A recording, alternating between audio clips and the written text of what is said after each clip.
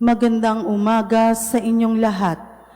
Malugod na pagtanggap sa St. Joseph Parish Gagalangin sa ika-6 ng umagang banal na misa na may liturhiya ngayong araw ng Biyernes ay ang paggunita kay San Ignacio ng Loyola, Pari.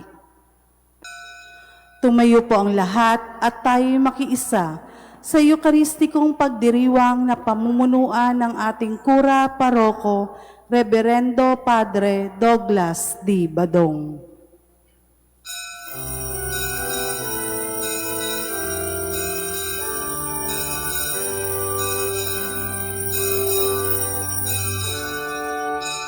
Panginoon ng sambayanan, nagdiriwang at nagpupuri sa isang diwa't himig, isang pagdakila, atas ng pag-ibig mo'y diringgin.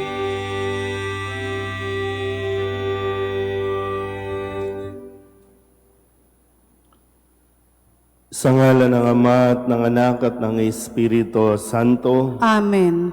ang pagpapala ng ating Panginoong Hesu Kristo, ang pag-ibig ng Diyos Ama, at ang makikipagkaisa ng Espiritu Santo, naway sumainyong lahat. At sumaiyo rin. Mga kapatid, aminin natin ang ating mga kasalanan upang tayo'y maging marapat gumanap sa banal na pagdiriwang.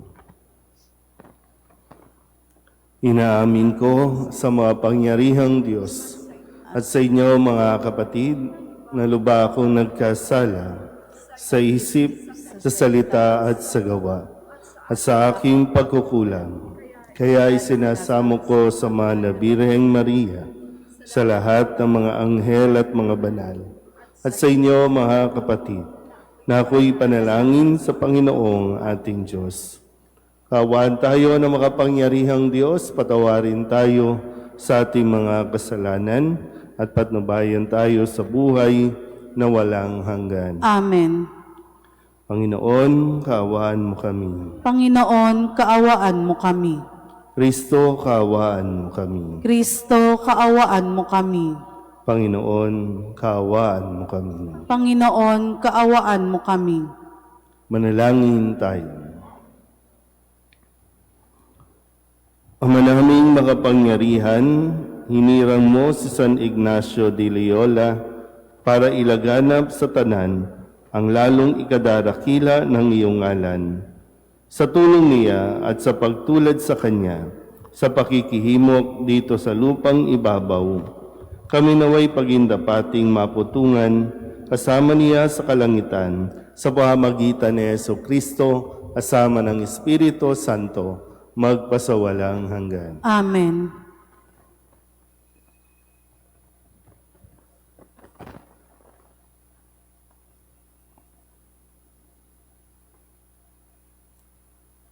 Pagbasa mula sa aklat ni Propeta Jeremias.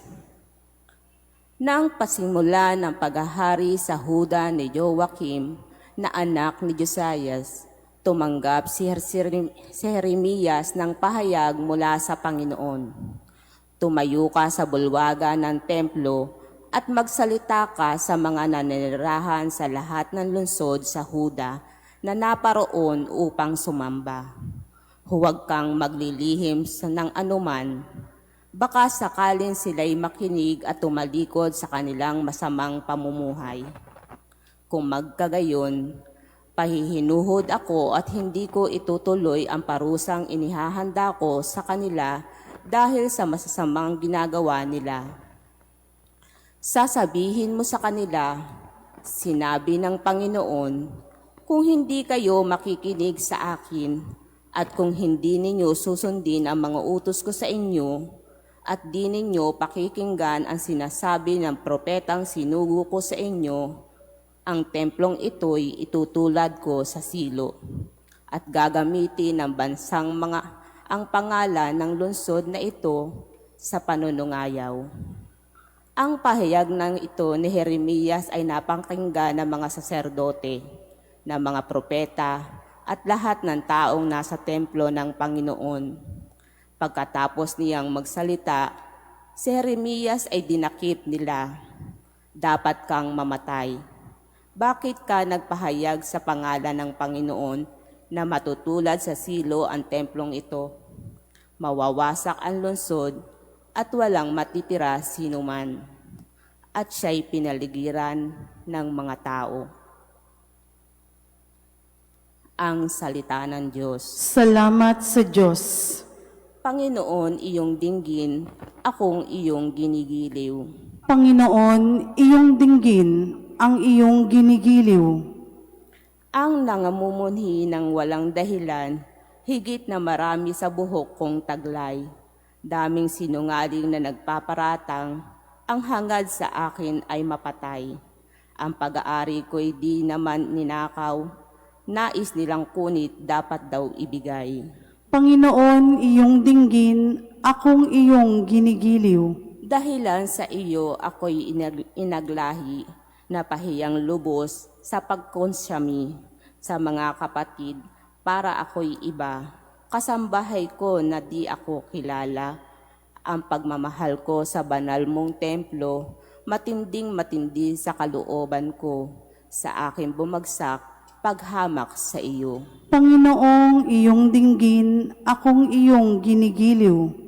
At sa ganang akin ako'y dadalangin sa iyo, O Poon, sana'y iyong dinggin sa mga panahon na iyong ibigin. Dahil sa dakilang pag-ibig sa akin, ang iyong pangako'y pagtubos ay sundin. Panginoong iyong dinggin, akong iyong ginigiliw. Magsitayo na po ang lahat.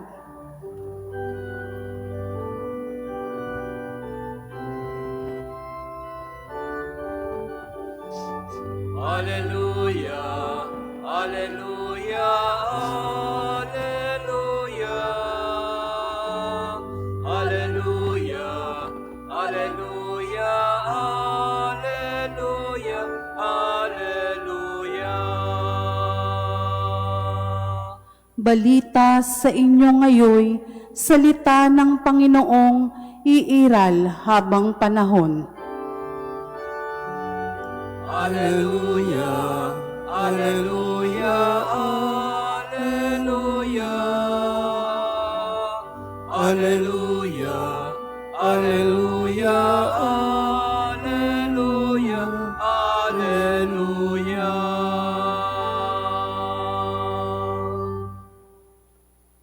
Sumainyo ang Panginoon. At sumaiyo rin. Ang mabuting balita ng Panginoon ayon kay San Mateo. Papuri sa iyo, Panginoon. Noong panahong iyon, umuwi si Jesus sa kanyang bayan at nagturo sa kanilang sinagoga. Nagtaka ang mga nakarinig sa kanya. Sabi nila, "Saan kumuha ng karunungan ang taong ito? Paano siya nakagagawa ng kababalaghan? Hindi ba ito ang anak ng karpentero?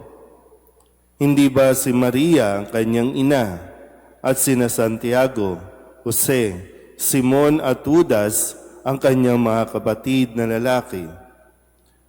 At dito nakatira ang kanyang mga kapatid na babae, hindi ba? Saan niya natutunan ang lahat ng ito?" At ayaw nilang kilanlin siya. Kaya't sinabi ni Jesus sa kanila, "Ang propeta'y ginagalang kahit saan, liban sa kanyang sariling bayan at sa kanyang sariling sambahayan. At dahil sa di nila pagsampalataya, hindi siya gumawa roon ng maraming kababalaghan." Ang mabuting balita ng Panginoon. Pinupuri ka namin, Panginoong Hesukristo. Isang magandang umaga po sa inyong lahat. Ngayon po ay Biyernes sa ika-17 linggo sa karaniwang panahon at atin pong ginugunita ang kapistahan ni San Ignacio ng Loyola, ang founder ng Jesuit o mga Jesuita. At nawa sa tulong ni San Ignacio, ay atin din pong makilala si Kristo at siya ay atin ding ipakilala sa lahat ng mga makakatagpo natin at atin ding ibigay ang atin ding pagsunod o obedience sa simbahan. Kung kaya't ngayon po ay sa ating ebanghelyo, narinig natin ng pagkilala kasabay ng hindi pagkilala kay Kristo sa kanya mismong bayan nang siya ay magbalik at magsalita, mangaral. Bakit ko nasabing pagkilala at hindi pagkilala? Kasi kinilala naman siya na taga doon, kinilala siya na alam nila kung sino ang kanyang mga magulang, mga kapatid, kilala siya.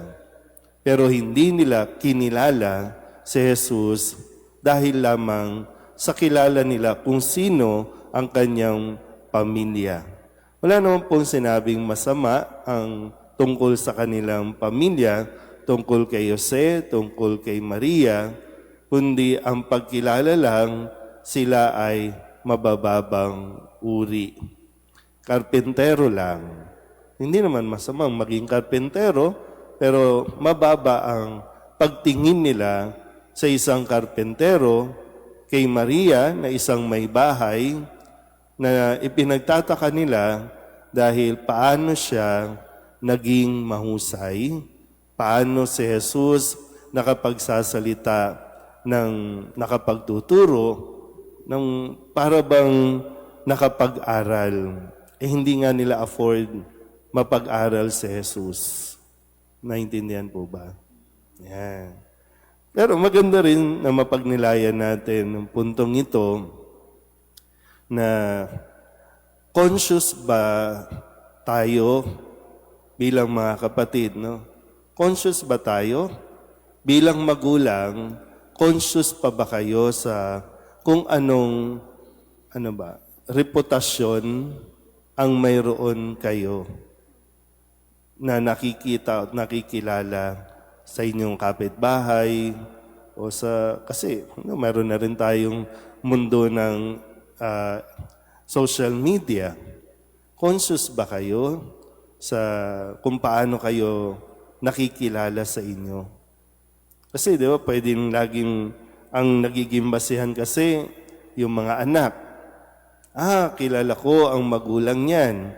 Kaya siya ganyan kasi kilala natin ang mga magulang niyan, kilala natin ang pamilya niyan. Kapag, may pagmamalaki ba kayo bilang magulang dahil mabuti ang inyong anak, nakikilala ang inyong anak sa linya ng kabutihan? Conscious pa ba tayo sa panahong ito o parang wala tayong, minsan wala na tayong pakialam? Kasi talagang noon, talagang kilala tayo sa prinsipyo, sa paninindigan, na ang mga magulang, di ba, namulat tayo noon na di bali ng magdildil ng asin. Di ba, ganon?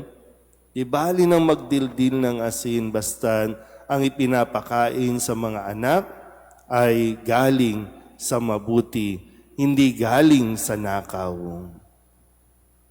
Ngayon kasi, parang wala akong pakialam kay mabalitaan nila na nagnanakaw ka o nakikiapid ka, nakikisama sa hindi asawa. Parang minsan wala tayong pakialam kung ano magiging epekto nito sa inyong mga anak. Kaya yung mentality ng mga bata ngayon na nakikita natin, kung may mga estudyante nambubugbog na ng teacher.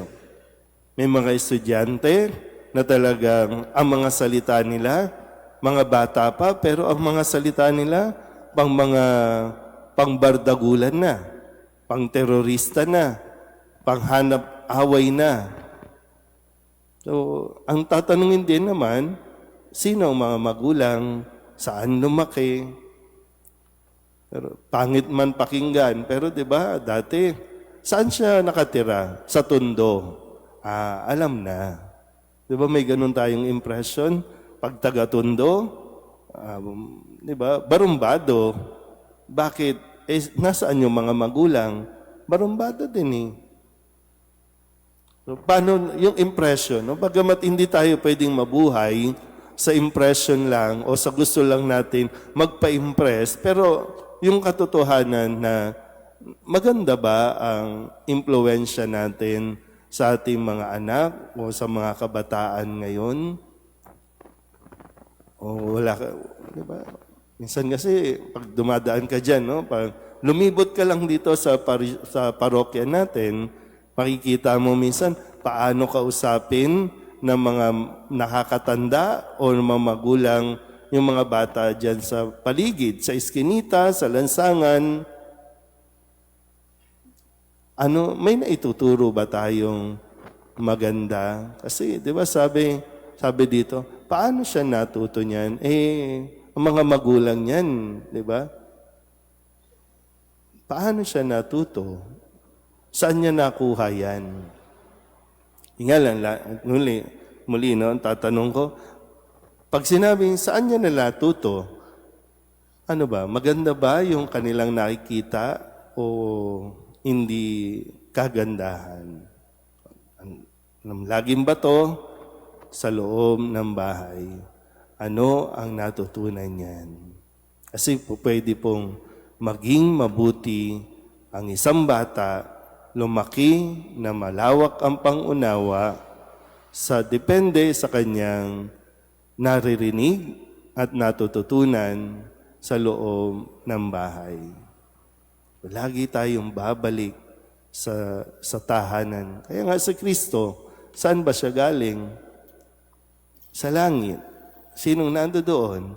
Ang kanyang Diyos Ama na ipinapakilala sa atin na ating ding Diyos Ama. Pagdating dito sa lupa, sino ang kanyang magulang?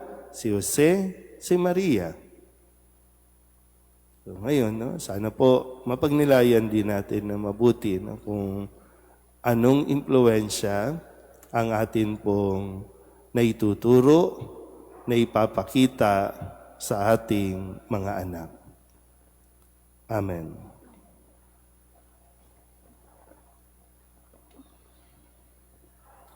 Tinanggihan si Jesus ng sarili niyang mga kababayan. May pananalig natin tanggapin siya bilang ating Panginoon at tagapagligtas. Ang ating itutugon, Jesus, ipagdangal ka nawa ng aming buhay. Jesus, ipagdangal ka nawa ng aming buhay. Ang mga pinuno ng simbahan naway magpahayag ng salita ng Diyos na may katapangan at may pananalig na isabuhay ito. Manalangin tayo sa Panginoon. Jesus, ipagdangal ka nawa ng aming buhay. Tayo naway mapalakas sa maalab at walang takot na pagpapahayag ng mensahe ng Ebanghelyo sa ating tahanan at kapitbahayan. Manalangin tayo sa Panginoon. Jesus, ipagdangal ka nawa ng aming buhay. Ang mga misyonero naway maging mapagtiis at huwag manghina ang kalooban sa paghahasik ng mensahe ng Diyos sa mga lugar na hindi pa tumatanggap nito. Manalangin tayo sa Panginoon. Jesus, ipagdangal ka nawa ng aming buhay. Ang mga magulang na may kapansanan, mga anak, ang mga nag-aalaga sa matatanda at lahat na nagdurusa sa kanilang tahanan o sa ospital, naway maging tahimik na ehemplo at saksi sa pag-ibig ng Diyos. Manalangin tayo sa Panginoon. Jesus, ipagdangal ka nawa ng aming buhay. Upang mamayani ang kapayapaan sa gitnang silangan at sa buong mundo, ay ipag-adya nawa ang sangkatauhan sa karahasan, kasakiman at pang-aabuso ng kapangyarihan na nagdudulot sa paghihirap ng sa marami. Manalangin tayo sa Panginoon. Jesus, ipagdangal ka nawa ng aming buhay. Upang ang lahat ng mga nagdurusa dahil sa kalupitan ng digmaan ay daglian na makaranas ng kapayapaan at mabuhay na may kapanatagan at kalayaan. Manalangin tayo sa Panginoon. Jesus, ipagdangal ka nawa ng aming buhay. Ang mga namimighati sa pagkawala ng kanilang mga mahal sa buhay, naway kalingain ng Diyos. Manalangin tayo sa Panginoon. Jesus, ipagdangal ka nawa ng aming buhay. Idulog din natin ang ating mga panalangin, mga personal na kahilingan para sa ating mga pamilya, kasama din ang mga kahilingan ng mga nanonood sa online. Lahat ng mga misang pasasalamat, special na intensyon, agarang paggaling ng mga may sakit at ang mga kaluluwa na inihiling na ipagdasal sa misang ito.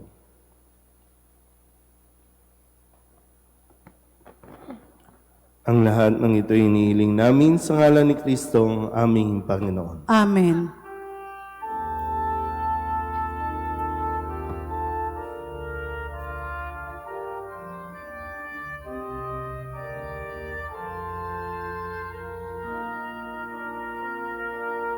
Handog namin sa iyo, Ama,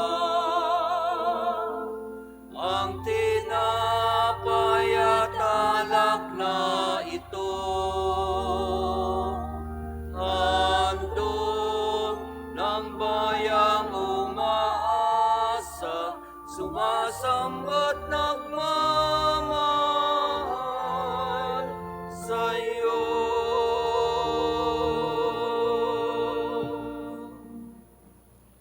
Manalangin kayo mga kapatid upang paghahain natin ay kalugdan ng Diyos Amang makapangyarihan. Tanggapin nawa ng Panginoon itong paghahain sa iyong mga kamay, sa kapurihan niya at karangalan sa ating kapakinabangan at sa buong sambayanan niyang banal. Ama naming lumika, maging kalugod-lugod nawa ang mga alay na aming inihahain ngayong si San Ignacio de Loyola ay ginugunita namin. Sa itinatag mong pagdiriwang na siyang batis ng tanang kabanalan, mangyari nawang kami maging banal sa katotohanan sa pamamagitan ni Jesucristo kasama ng Espiritu Santo magpasawalang hanggan. Amen. Sumainyo ang Panginoon. At sumaiyo rin. Itaas sa Diyos ang inyong puso at diwa. Itinaas na namin sa Panginoon. Pasalamatan natin ang Panginoong ating Diyos. Marapat na siya ay pasalamatan. Ama naming makapangyarihan, tunay ngang marapat na ikaw ay aming pasalamatan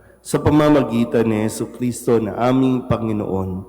Ngayong si San Ignacio ay pinararangalan sa pamumuhay niyang totoong uliran at pagiging maaasahan sa panunungkulan.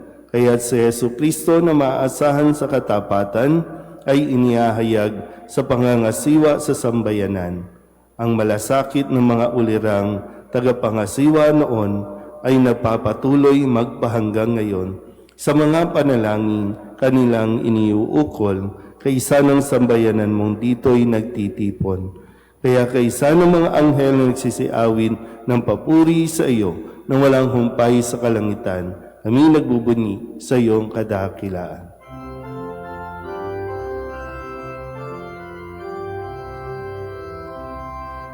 Santo, Santo, Santo, Panginoong Diyos ng mga hukbo, napupuno ang langit at lupa ng kadakilaan mo.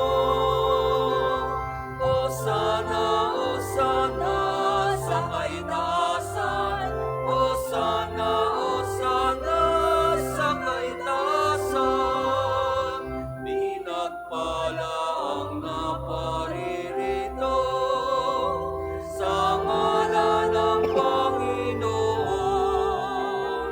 Hosana, Hosana sa kaitaasan, Hosana, Hosana sa kaitaasan. Ama naming banal, ikaw ang bukal ng tanang kabanalan. Kaya sa pamamagitan ng iyong Espiritu, gawin mong banal ang kaloob na ito upang para sa aming maging katawan at dugo ng aming Panginoong Hesu Kristo. Bago niya pinagtiis ang kusang loob na maging handog, hinawakan niya ang tinapay, pinasalamatan kaniya, pinaghati-hati niya iyon, iniabot sa kanyang mga alagad at sinabi, "Tanggapin ninyong lahat ito at kanin, ito ang aking katawan na ihahandog para sa inyo."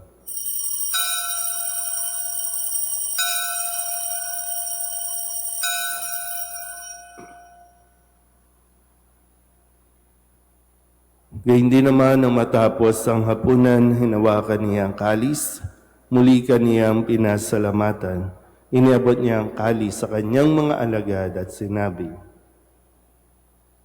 "Tanggapin ninyong lahat ito at inumin.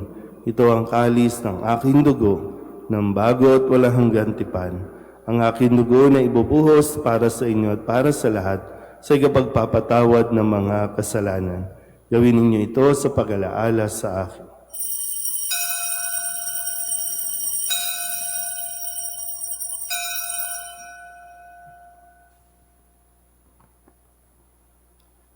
Ipagbunyi natin ang misteryo ng pananampalataya. Si Kristo'y namatay, si Kristo'y nabuhay, si Kristo'y babalik sa wakas ng panahon. Ama, ginagawa namin ngayon ang pag-alaala sa pagkamatay at muling pagkabuhay ng iyong anak. Kaya tiniaalay namin sa iyo ang tinapay na nagbibigay buhay at ang kalis na nagkakaloob ng kaligtasan. Kami nagpapasalamat dahil kami iyong minarapat na tumayo sa harap mo para maglingkod sa iyo. Isinasamo namin kami magsasalo-salo sa katawan at dugo ni Kristo ay mabuklod sa pagkakaisa sa pamamagitan ng Espiritu Santo. Ama, lingapin mo ang iyong simbahang laganap sa buong daigdig. Puspusin mo kami sa pag-ibig kaysa ni Leon na aming Papa at ni Jose na aming Obispo at ng Tanang Kaparian. Alalahanin mo si Fredelino na tinawag mo mula sa daigdig na ito. Nung siya'y binyagan, siya'y nakaisa ni Kristo sa pagkamatay. Ngayon siya'y pumanaw, naway makaisa siya ni Kristo sa pagkabuhay. Alalahanin mo rin ang mga kapatid namin na himlay na may pag-asang sila'y muling mabubuhay, gayon din ang lahat ng mga pumanaw. Kawaan mo sila at patuloyin sa iyong kaliwanagan. Kawaan mo at pagindapating kaming lahat na makasalo sa iyong buhay na walang wakas. Kaysa ng mahal na Birheng Maria na ina ng Diyos, ng kabiyak ng puso niyang si San Jose. Kaysa ng mga apostol at ng lahat ng mga banal na namuhay dito sa daigdig na kalugod-lugod sa iyo, may pagdiwang nawa namin ang papupuri sa ikararangal mo sa pamamagitan ng iyong anak na aming Panginoong Heso Kristo. Sa pamamagitan ni Kristo, kasama niya at sa Kanya, ang lahat ng parangal at papuri ay sa iyo, Diyos Amang makapangyarihan, kasama ng Espiritu Santo, magpasawalang hanggan.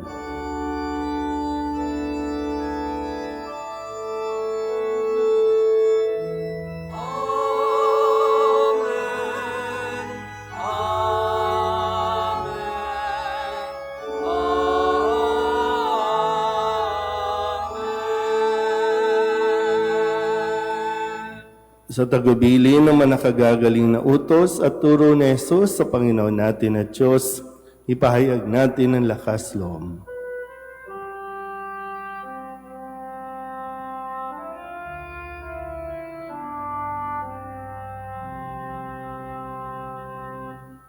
Ama namin, sumasalangit ka, sambahin ang ngalan mo, mapasa amin ang kaharian mo, sundin ang loob mo, dito sa lupa para nang sa langit. Bigyan mo kami ngayon ng aming kakanin sa araw-araw at patawarin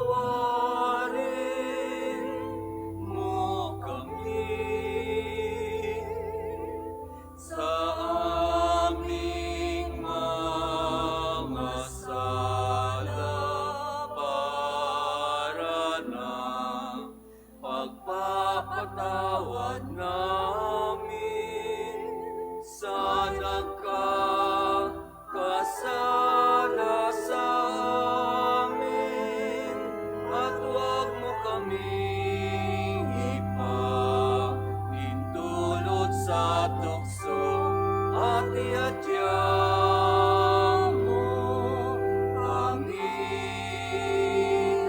sa lahat ng masama.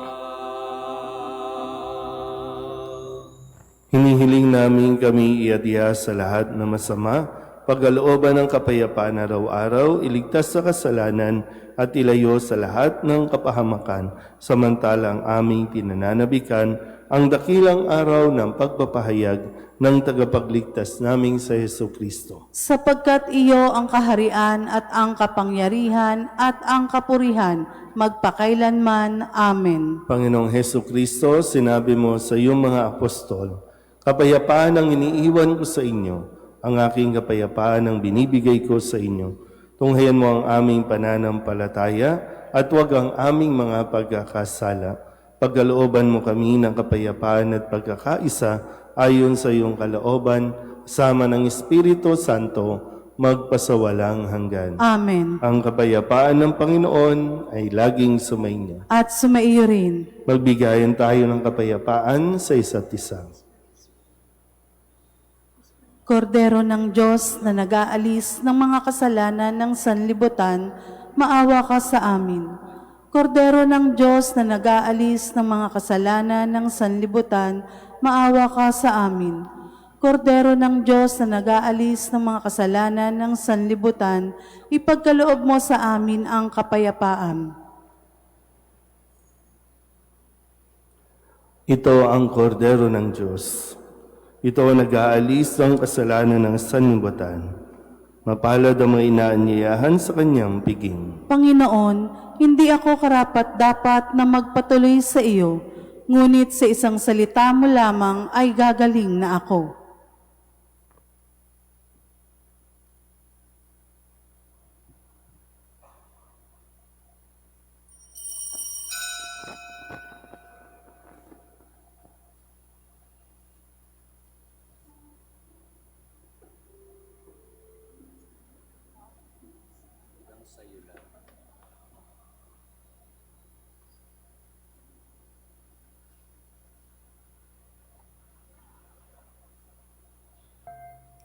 Magsiluhod ang lahat.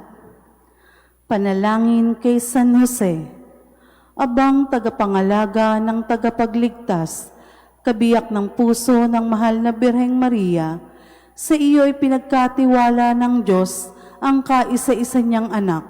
Sa iyo nagtiwala si Maria. Sa piling mo si Kristo'y naging tao.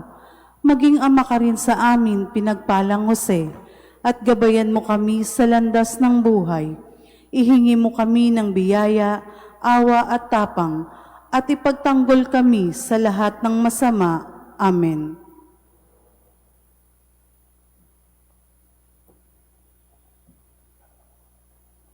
Tatayo na po ang lahat.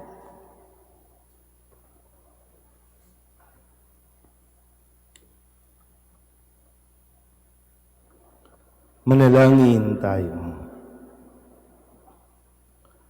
Ama namin mapagmahal, ang paghahain namin ng pagpupuri at pagpapasalamat ngayong ginugunita si San Ignacio de Loyola ay humantong nawa sa ikadarakila kailan paman ng iyong kamahalan sa pamamagitan ni Jesucristo kasama ng Espiritu Santo magpasawalang hanggan. Amen. Sumainyo ang Panginoon. At sumaiyo rin. At pagpalain kayo ng makapangyarihang Diyos, Ama at Anak at Espiritu Santo. Amen. Tapos ang banal na misa, mayo tayo sa kapayapaan ni Kristo. Salamat sa Diyos. Magandang umaga po.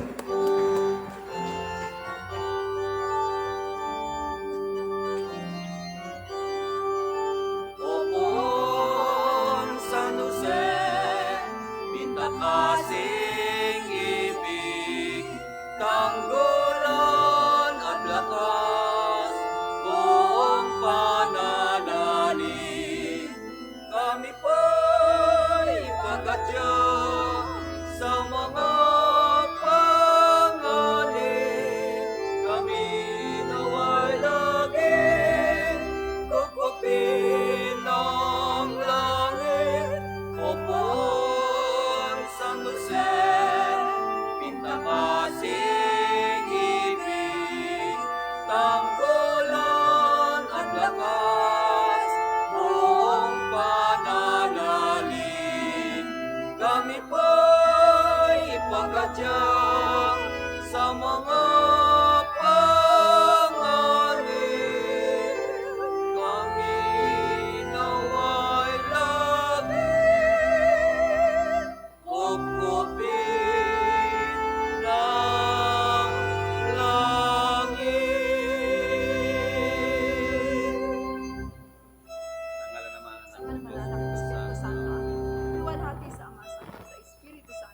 sa una ngayon